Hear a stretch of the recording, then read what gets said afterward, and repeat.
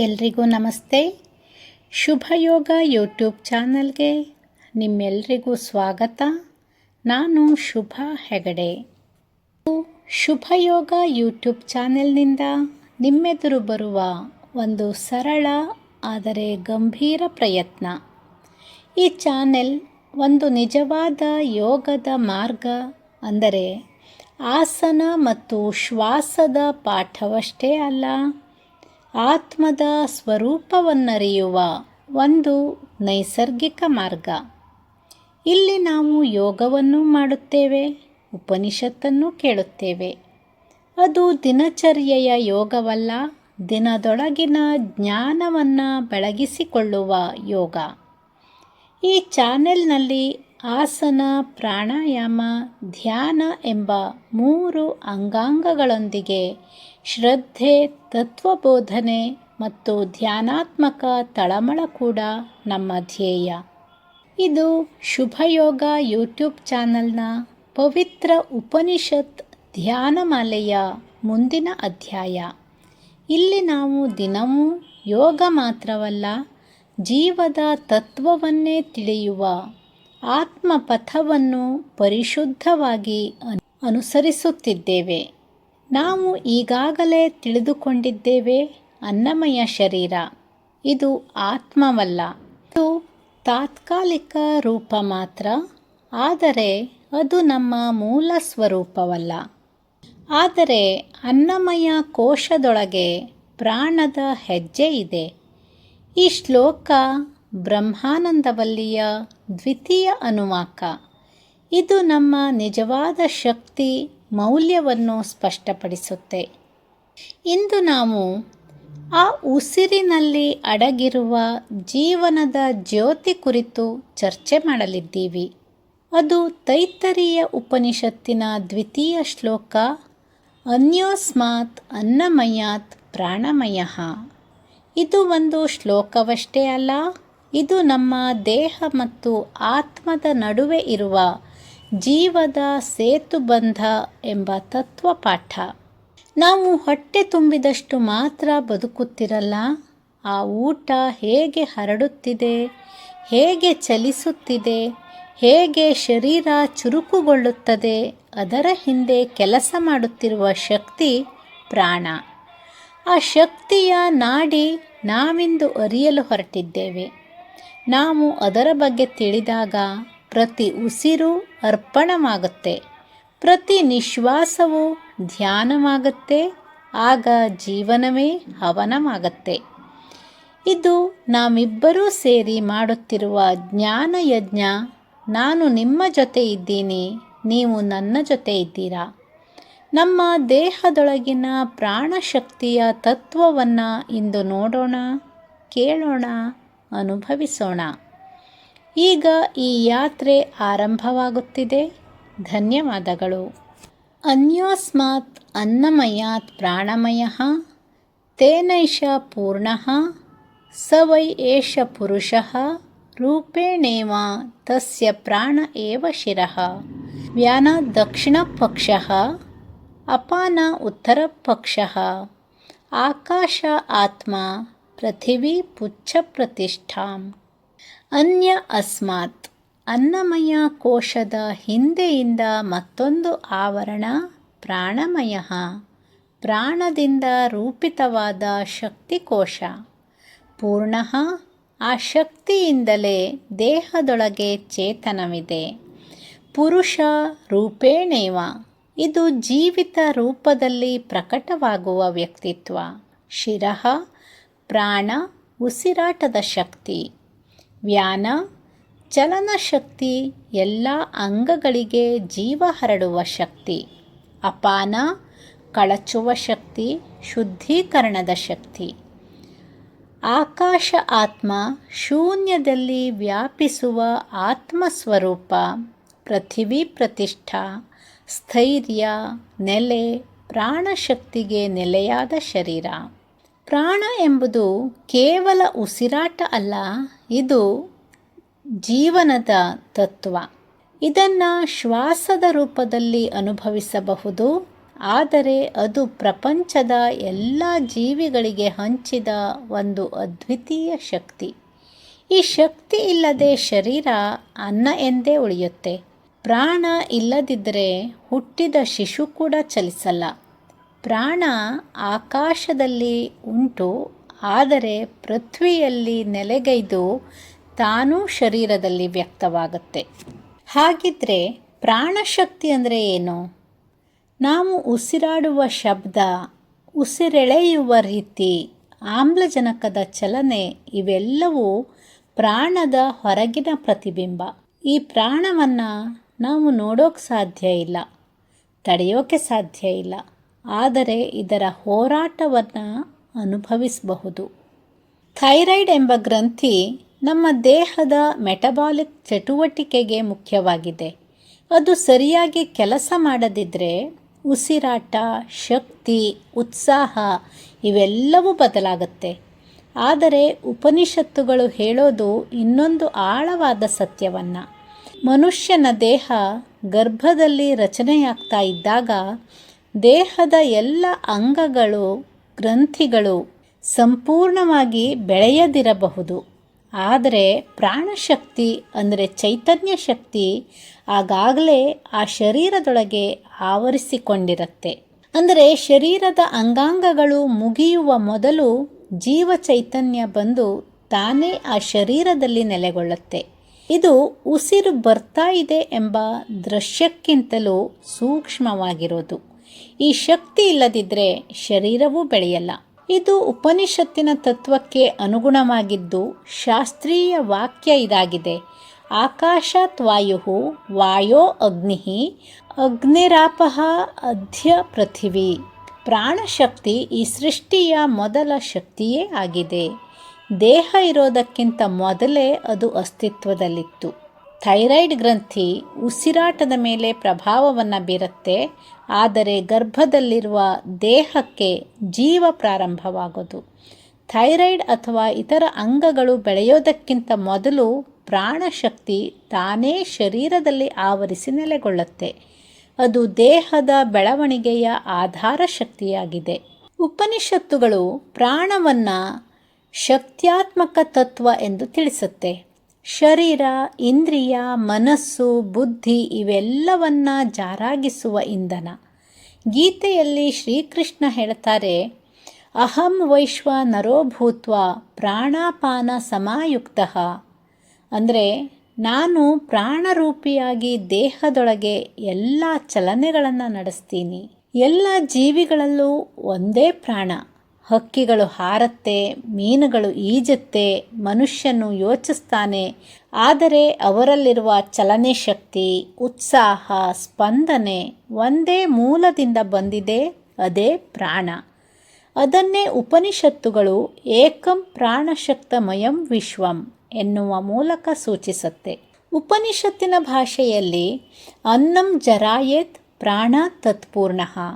ಅನ್ನ ಶರೀರದಲ್ಲಿ ಸಾಗಲಿ, ಆದರೆ ಚಲನೆಗೆ ಶಕ್ತಿ ಬೇಕು, ಅದು ಪ್ರಾಣ. ಶಿಶು ಹುಟ್ಟಿದ ಕ್ಷಣದಲ್ಲಿ ಒಮ್ಮೆ ನಿಶ್ವಾಸ ಬರೋದು ಕೇವಲ ಆಮ್ಲಜನಕ ಪ್ರವೇಶವಲ್ಲ, ಅದು ಪ್ರಾಣಶಕ್ತಿ ಆಕಾಶದಿಂದ ಶರೀರಕ್ಕೆ ಇಳಿಯೋದು. ನಮ್ಮೊಳಗಡೆ ಪಂಚ ಪ್ರಾಣಗಳಿವೆ. ಅವುಗಳ ಕಾರ್ಯವೇನು, ಸ್ಥಳವೇನು, ಶಕ್ತಿಯ ರೂಪವೇನು ಅನ್ನೋದನ್ನು ನೋಡೋಣ. ಪ್ರಾಣ ಅಂದರೆ ಉಸಿರಾಟ, ಹೃದಯದಿಂದ ನಾಸ. ಶಕ್ತಿ ರೂಪ ಗ್ರಹಣ, ಅಪಾನವಾಯು ವಿಸರ್ಜನೆ, ಸ್ಥಳ ಮೂತ್ರಗುಹ. ಶಕ್ತಿ ರೂಪ ಕಳಚೋದು. ವ್ಯಾನವಾಯು ಚಲನೆ, ಎಲ್ಲ ಅಂಗಗಳಲ್ಲೂ ಅದರ ಸ್ಥಳವಿರುತ್ತೆ. ಇದರ ಶಕ್ತಿ ರೂಪ ಹರಡುವ ಶಕ್ತಿ. ಉದಾನವಾಯು ವಾಕ್ಶಕ್ತಿ, ಬೆಳವಣಿಗೆಗೆ. ಸ್ಥಳ ಗಂಟಲು, ಉತ್ಥಾನ ಶಕ್ತಿ. ಸಮಾನವಾಯು ಪಚನ ಶಕ್ತಿ, ಸ್ಥಳ ನಾಭಿ. ಶಕ್ತಿ ರೂಪ ಪರಿವರ್ತನೆ. ಪ್ರಾಣವಾಯುಗಳು ಕೆಲಸ ಮಾಡೋದೇ ನಮ್ಮ ದೈನಂದಿನ ದೇಹದ, ಮನಸ್ಸಿನ ಸ್ಥಿತಿಗೆ ಆಧಾರವಾಗಿದೆ. ಶ್ಲೋಕಗಳಲ್ಲಿ ಬರುವ 2 ಮಹತ್ವದ ಪದ್ಯಗಳು ಆಕಾಶ ಆತ್ಮ. ಪ್ರಾಣದ ಮೂಲ ಆಕಾಶದಲ್ಲಿ. ಪೃಥಿವಿ ಪೂಛಂ ಪ್ರತಿಷ್ಠಾ. ಅದರ ನೆಲೆ ಶರೀರದಲ್ಲಿ, ಭೂತತ್ವದಲ್ಲಿ. ಇದರ ಅರ್ಥ ಪ್ರಾಣಶಕ್ತಿ ಆಕಾಶದಿಂದ ಇಳಿದು ಶರೀರದಲ್ಲಿ ನೆಲೆಸುತ್ತೆ. ಇದು ಉದ್ಧಾನ ಶಕ್ತಿ ಮತ್ತು ಗೌರವ ಶಕ್ತಿ ಎರಡೂ ಒಂದೇ ಆಗಿರುವ ಸಂಯೋಜನೆ ಆಗಿದೆ. ಯೋಗ ಪದ್ಧತಿಯಲ್ಲಿ ಪ್ರಾಣಶಕ್ತಿಯ ಅರಿವು ಅಂದ್ರೇನು? ಯೋಗದಲ್ಲಿ ನಾವು ನಾಡಿ ಶುದ್ಧಿ ಮಾಡೋದು ಯಾಕೆ? ಪ್ರಾಣವು ಸುಗಮವಾಗಿ ಹರಿಯಬೇಕೆಂದಾಗಿದೆ. ಕುಂಡಲಿ ಪ್ರಾಣ ಎನ್ನೋದು ಮೂಲದಿಂದ ಸಹಸ್ರಾರದವರೆಗೆ ಉಬ್ಬೋದು.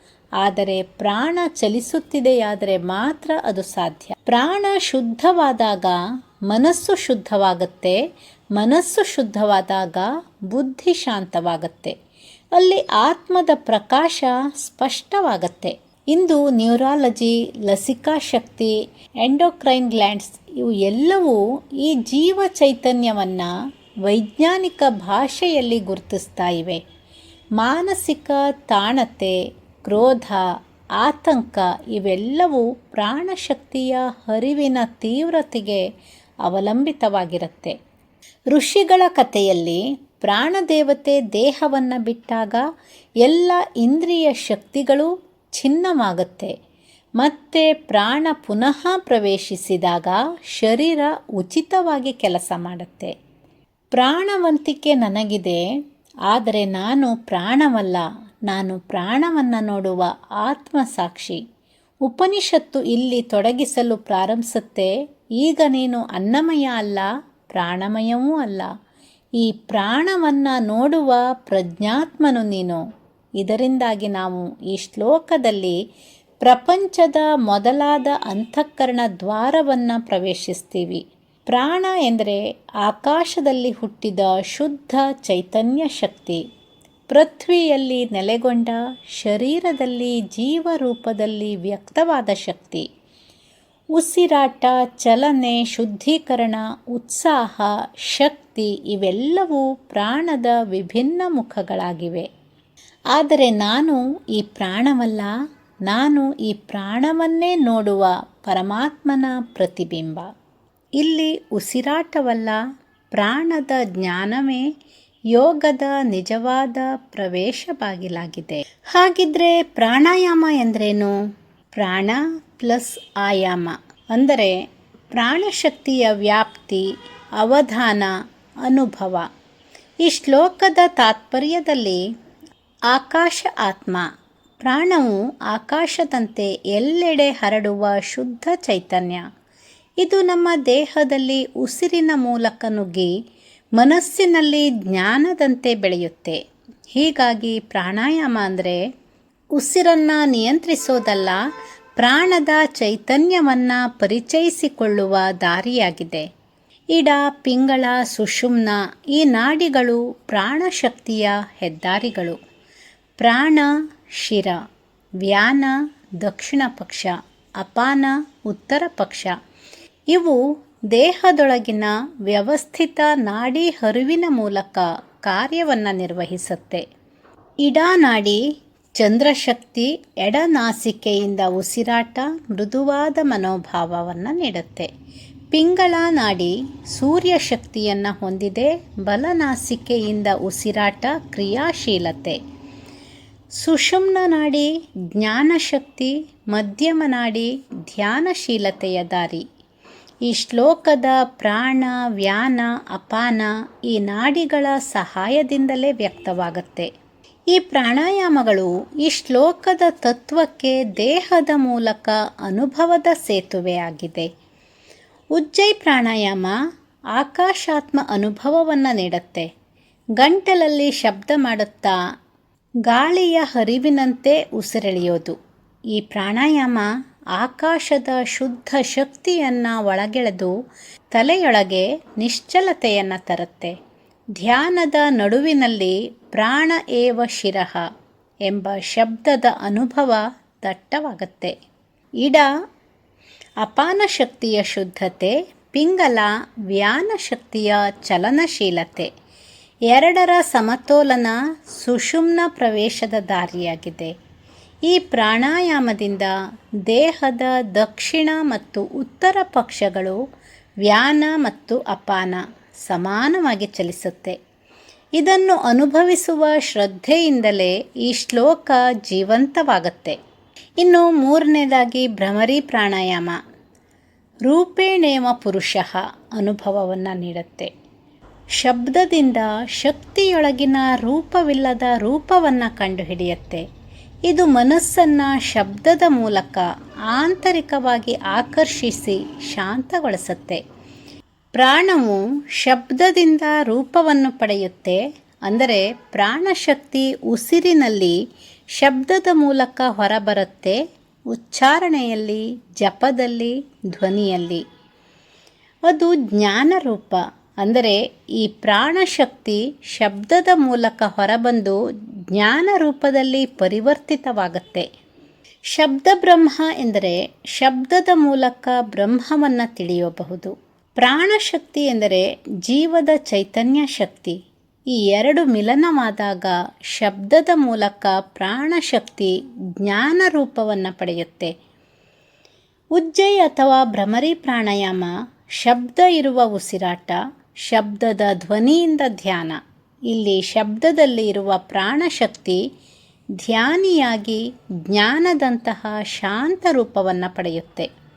ಪ್ರಾಣವು ಶಬ್ದದ ಮೂಲಕ ಧ್ವನಿಯಾಗತ್ತೆ. ಧ್ವನಿ ಬುದ್ಧಿಯ ಹೃದಯದಲ್ಲಿ ಜ್ಞಾನದ ರೂಪವನ್ನು ತಾಳುತ್ತೆ.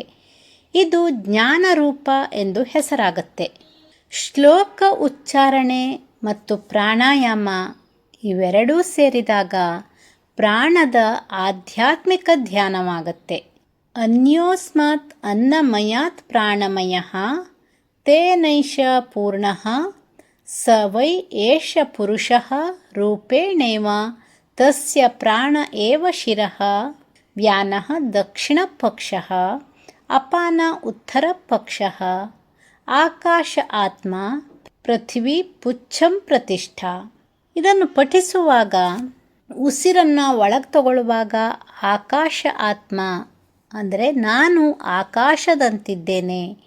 ಉಸಿರನ್ನು ಹಿಡಿದಿರುವಾಗ ಪೂರ್ಣ, ನಾನು ಸಂಪೂರ್ಣ ಪ್ರಾಣದಿಂದ ತುಂಬಿದ್ದೇನೆ. ಉಸಿರನ್ನು ಹೊರ ಹಾಕುವಾಗ ಅಪಾನ, ನಾನು ಅನಾವಶ್ಯಕ ಶಕ್ತಿಯನ್ನು ಬಿಡ್ತಾ ಇದ್ದೀನಿ ಎಂದು ಹೇಳ್ಕೋಬೇಕು ಅಂತ ಈ ಶ್ಲೋಕ ಹೇಳ್ತಾ ಇದೆ. ಈ ಶ್ಲೋಕ ತತ್ವವಲ್ಲ, ಇದು ಪ್ರಾಣದೊಂದಿಗೆ ಆತ್ಮ ಸಂಬಂಧವನ್ನು ಬೆಳೆಸುವ ಧ್ಯಾನದ ಬಾಗಿಲು. ಪ್ರತಿ ಉಸಿರಲ್ಲೂ ನಾನು ಶುದ್ಧ ಪ್ರಾಣಶಕ್ತಿಯ ಪ್ರತಿಬಿಂಬ ಎಂಬ ಅನುಭವ ಬರೋದು ನಿಜವಾದ ಉಪನಿಷತ್ತಿನ ಅನುಭವವಾಗಿದೆ.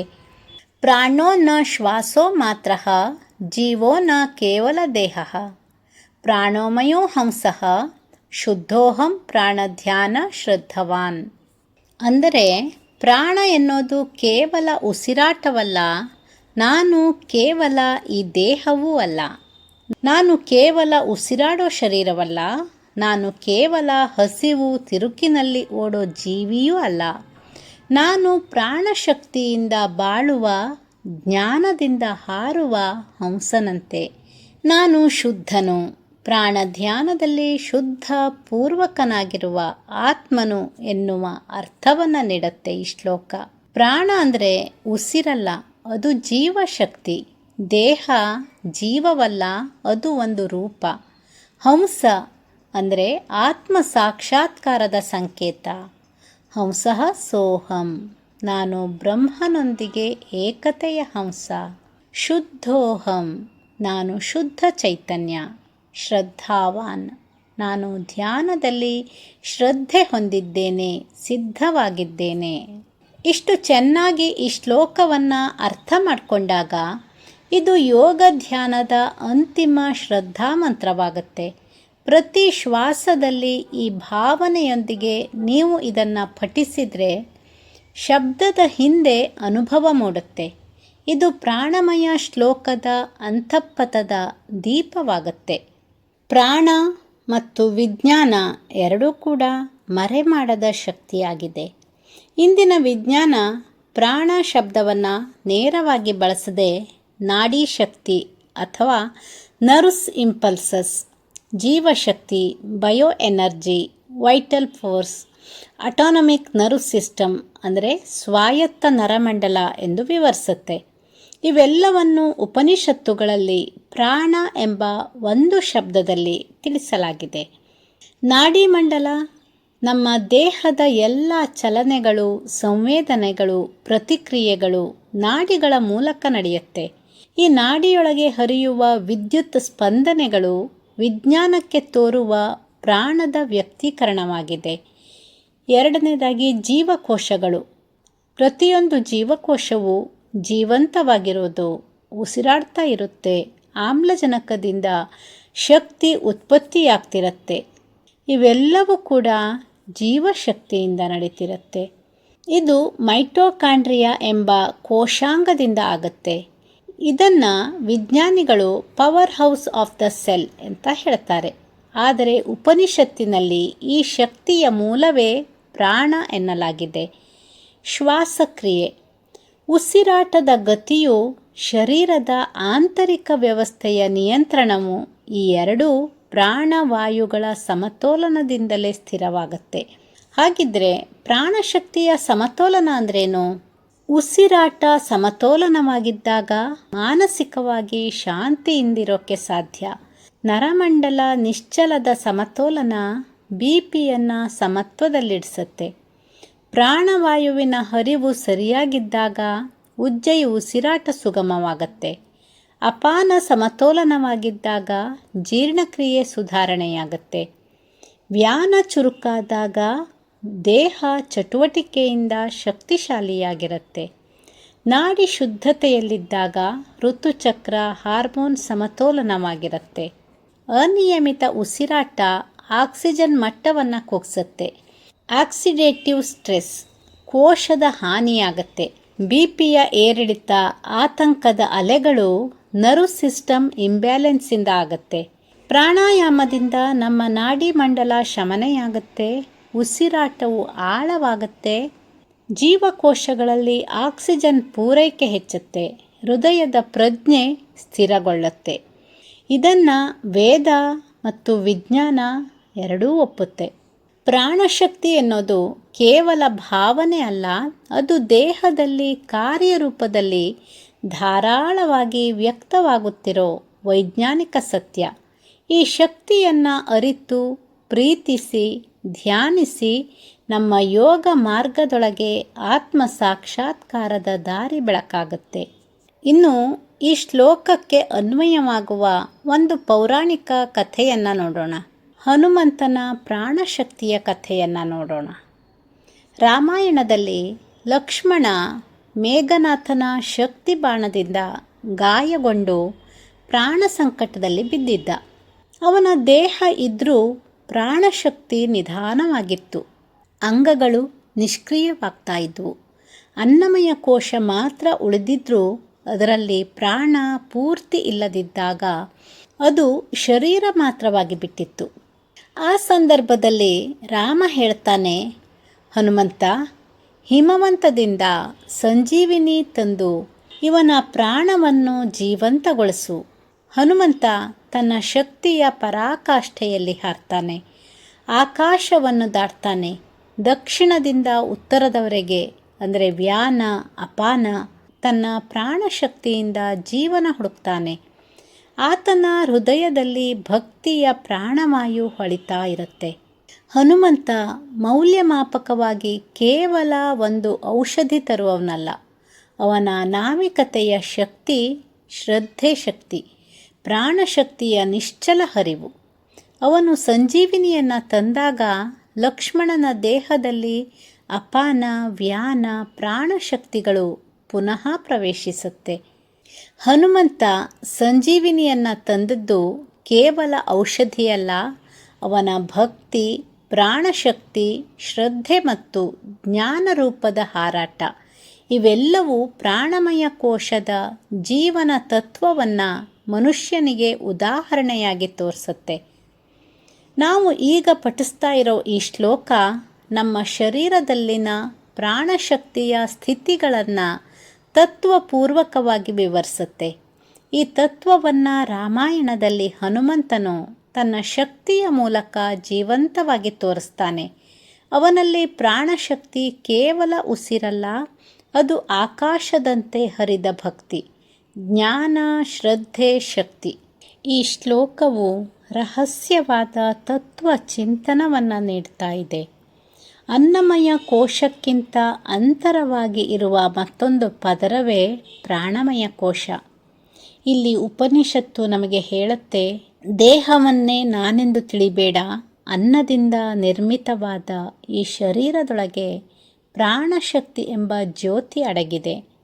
ದೇಹವಿಲ್ಲದೆ ಪ್ರಾಣ ಇಲ್ಲ, ಆದರೆ ಪ್ರಾಣ ಇಲ್ಲದೆ ದೇಹ ನಿರ್ಜೀವ. ಆದ್ದರಿಂದ ಪ್ರಾಣಮಯ ಕೋಶವೇ ಜೀವಂತಿಕೆಯ ಮೂಲ ಆಗಿದೆ. ಆ ಪ್ರಾಣಶಕ್ತಿಯಿಂದ ಈ ಪುರುಷನು ಅಂದರೆ ನಾನು ಪೂರ್ಣನಾಗಿದ್ದೀನಿ. ಕೆಲವೊಮ್ಮೆ ಶರೀರ ತುಂಬ ಅನಾರೋಗ್ಯದಲ್ಲಿರಬಹುದು, ಆದರೆ ಪ್ರಾಣಶಕ್ತಿ ಸಮಪೂರ್ಣವಾಗಿದ್ದರೆ ನಾವು ಶಕ್ತಿಶಾಲಿಯಾಗಿರ್ತೀವಿ. ಪ್ರಾಣ ಅಂದರೆ ಪೂರ್ಣತೆ, ನಾನು ಇದ್ದೀನಿ ಎನ್ನೋ ಅನುಭವ. ಅವನು ಪುರುಷ ಅಂದರೆ ಈ ಪ್ರಾಣಶಕ್ತಿ ರೂಪವನ್ನೇ ತಾಳುತ್ತೆ. ಈ ಪ್ರಪಂಚದಲ್ಲಿ ಪ್ರತಿಯೊಂದು ರೂಪವೂ ಪ್ರಾಣದಿಂದಲೇ ಜೀವಿಸ್ತಿದೆ. ನಾನು, ನೀನು, ಜಗತ್ತು ಎಲ್ಲವೂ ಪ್ರಾಣದ ಅಭಿವ್ಯಕ್ತಿಯಾಗಿದೆ.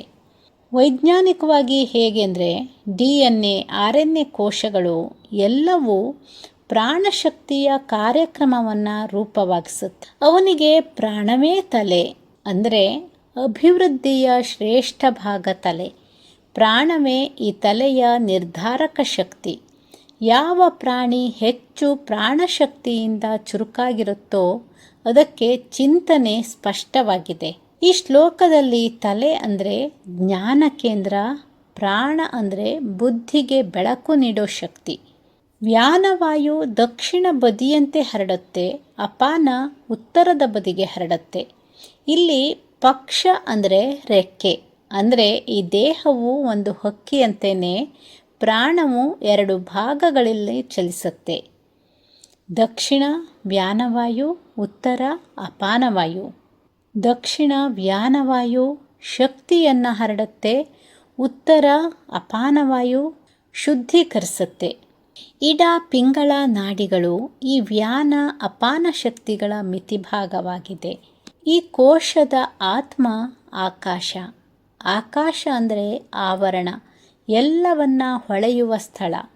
ಪ್ರಾಣಶಕ್ತಿ ನಿರಾಕಾರ, ವ್ಯಾಪಕ, ಅದಕ್ಕೆ ಆಕಾಶ ಎನ್ನಲಾಗಿದೆ. ವಿಜ್ಞಾನದಲ್ಲಿ ನರಮಂಡಲ, ಉಸಿರಾಟ, ಜೀವವಾಯು ಎಲ್ಲವೂ ಆಕಾಶದ ಪ್ರಭಾವದಿಂದ ಆಗುತ್ತೆ. ನಾನು ಶರೀರವಲ್ಲ, ನಾನು ಆಕಾಶಾತ್ಮಕ ಚೈತನ್ಯ. ಈ ಕೋಶದ ಹಿಮ್ಮೆಟ್ಟಿದ ಎಲೆಯೂ ನೆಲೆಯೂ ಭೂಮಿಯಾಗಿದೆ. ಭೂಮಿ ನೆಲೆ, ಬೆಂಬಲ, ಸ್ಥಿರತೆ. ಈ ಪ್ರಾಣಶಕ್ತಿಯ ಆವರಣ ಆಕಾಶವಿದ್ರೂ ಅದು ಸ್ಥಿರವಾಗಿರೋದು ಭೂಮಿಯಲ್ಲಿನೇ. ಮೂಲಾಧಾರ ಚಕ್ರ, ಭೂತತ್ವ, ಆಧಾರ ಶಕ್ತಿಯ ಭಾವನೆ ಎಲ್ಲವೂ ಇಲ್ಲಿ ನೆಲೆಗೊಂಡಿದೆ. ಈ ಶ್ಲೋಕವು ಹೇಳುತ್ತೆ, ನೀನು ದೇಹವಲ್ಲ, ಪ್ರಾಣಶಕ್ತಿಯಿಂದ ಚಲಿಸುವ ಸಜೀವ ಚೈತನ್ಯ. ನಿನ್ನ ಶಕ್ತಿ ಶರೀರವನ್ನು ತಾನೇ ರೂಪಿಸುತ್ತೆ. ನಿನ್ನ ಪ್ರಾಣ ಹರಡೋದು, ಶುದ್ಧಗೊಳಿಸೋದು ಆಕಾಶದಂತಿದ್ದು ಭೂಮಿಯಂತೆ ನೆಲೆಯಿದೆ. ಈ ಪ್ರಾಣಶಕ್ತಿ ಜ್ಞಾನಕ್ಕೆ ಸೇತುವೆ, ತಾನು ನಿರಾಕಾರವಾದರೂ ಅನುಭವ ಯೋಗ್ಯ. ನಾನೊಬ್ಬ ಹಂಸ, ನಾನು ಪ್ರಾಣಶಕ್ತಿಯಲ್ಲಿ ಹಾರ್ತಾ ಇದ್ದೀನಿ. ನನ್ನ ಶಿರಸ್ಸಲ್ಲಿ ಶುದ್ಧ ಪ್ರಾಣವಾಯು ಇದೆ. ಶರೀರದ ಬಲಭಾಗದಲ್ಲಿ ವ್ಯಾನವಾಯು, ಶರೀರದ ಎಡಭಾಗದಲ್ಲಿ ಅಪಾನವಾಯು. ನಾನು ಆಕಾಶದಂತೆ ವ್ಯಾಪಿಸಿದ್ದೀನಿ, ಆದರೆ ನನ್ನ ನೆಲೆ ಭೂಮಿ ಮೇಲಿದೆ. ನಾನು ಶುದ್ಧ ಚೈತನ್ಯ. ನಾವು ದಿನವಿಡೀ ಎನರ್ಜಿ ಇಲ್ಲ ಅಂತ ಹೇಳ್ತೀವಿ, ಆದರೆ ನಾವು ಆ ಉಸಿರಿನೊಳಗಿನ ಪ್ರಾಣಶಕ್ತಿಯ ಜ್ಞಾನವನ್ನು ಸ್ಪರ್ಶಿಸ್ತೀವ. ಪ್ರತಿದಿನ 5 ನಿಮಿಷ ಪ್ರಾಣಾಯಾಮ.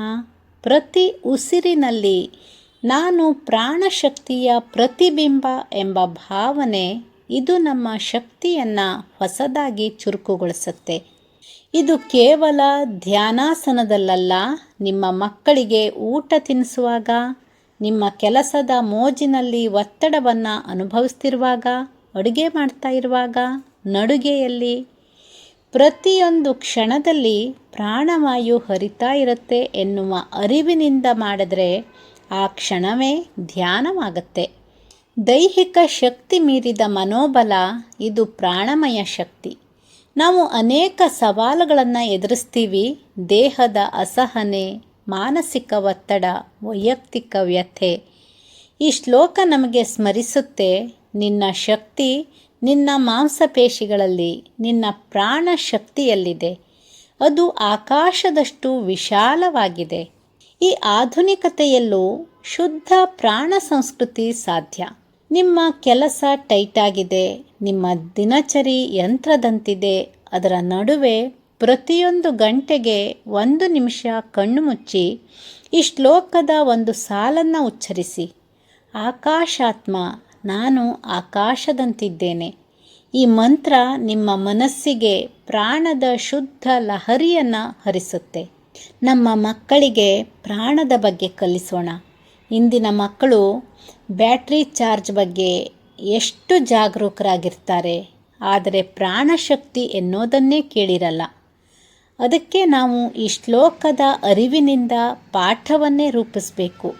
ಪ್ರಾಣ ಅಂದರೆ ಉಸಿರಲ್ಲ, ಪ್ರಾಣ ಅಂದರೆ ಚೈತನ್ಯ, ಪ್ರೀತಿಯ ಶಕ್ತಿ, ಜ್ಞಾನದ ಮೂಲ. ಉಸಿರಾಟದಲ್ಲಿ ಪ್ರಾಣದ ಅರಿವು, ಪ್ರತಿದಿನ 5 ನಿಮಿಷ ಧ್ಯಾನ. ಪ್ರಾಣಪೂರ್ಣ ಆಹಾರ ಅಂದರೆ ಸಜೀವ ಪ್ರಾಕೃತಿಕ ಆಹಾರ.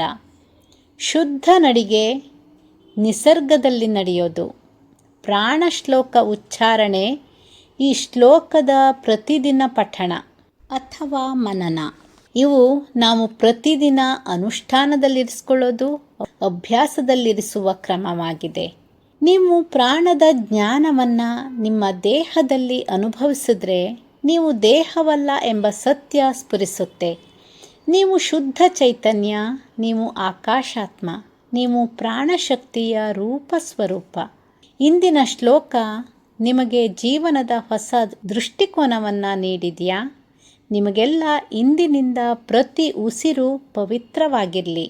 ಶುದ್ಧ ಪ್ರಾಣಶಕ್ತಿ ನಿಮ್ಮ ಜೀವನವನ್ನು ದೇವಾಲಯವನ್ನಾಗಿಸಲಿ. ಇಂದಿನ ಪ್ರಾಣಮಯ ಶ್ಲೋಕ ನಮಗೆ ಪ್ರಾಣದ ತತ್ವವನ್ನು ಅನಾವರಣಗೊಳಿಸುತ್ತೆ. ಆದರೆ ಪ್ರಾಣಾಯಾಮ ಎಂಬುದು ಕೇವಲ ಉಸಿರಾಟದ ವ್ಯಾಯಾಮ ಅಲ್ಲ, ಅದು ನವ ಚೈತನ್ಯದ ನದಿ. ಆದರೆ ಇದು ಅತ್ಯಂತ ಸೂಕ್ಷ್ಮವಾದ ಶಕ್ತಿ ಪ್ರಯೋಗವಾಗಿದೆ. ಯಾವುದೇ ಆಸನ, ಪ್ರಾಣಾಯಾಮಗಳು, ಕ್ರಿಯೆಗಳು, ಶ್ವಾಸದ ತಂತ್ರಗಳು ಯೋಗ್ಯ ಗುರುವಿನ ಮಾರ್ಗದರ್ಶನ ಇಲ್ಲದೆ ಮಾಡಬಾರ್ದು. ಯಾಕಂದರೆ ಪ್ರಾಣಾಯಾಮದ ಬಾಗಿಲುಗಳು ಆಂತರಿಕ ನಾಡಿಗಳು, ಮನಸ್ಸಿನ ಸುತ್ತಳತೆ, ಚಕ್ರಗಳ ಸಮತೋಲನ ಇವೆಲ್ಲವನ್ನ ಚಲಿಸುತ್ತೆ.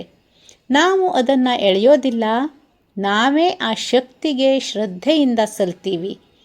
ಪ್ರಾಣಾಯಾಮ ಮಾಡಬೇಕಂದ್ರೆ ಯೋಗ್ಯ ಸ್ಥಳದಲ್ಲಿ, ಯೋಗ್ಯ ಕಾಲದಲ್ಲಿ, ಯೋಗ್ಯ ಗುರುವಿನೊಂದಿಗೆ, ಅನ್ವಯವಾದ ಶೀಲದೊಂದಿಗೆ ಮಾತ್ರ ಮಾಡಬೇಕು.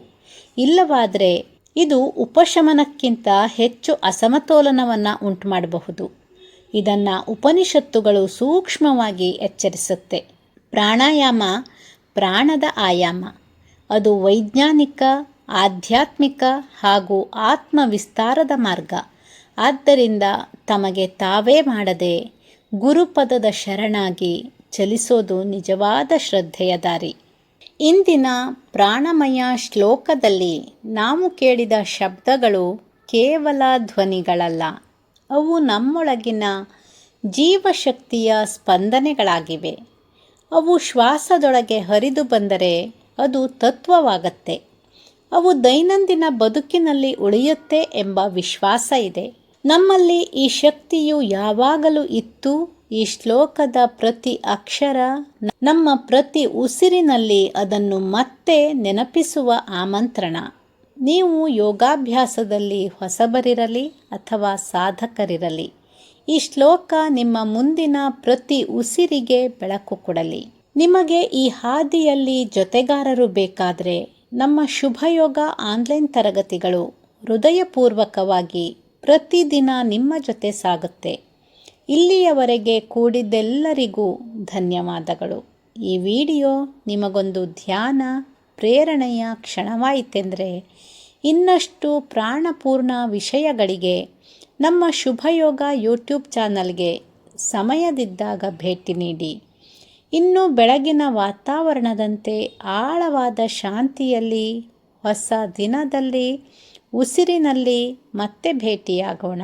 ಧನ್ಯವಾದಗಳು.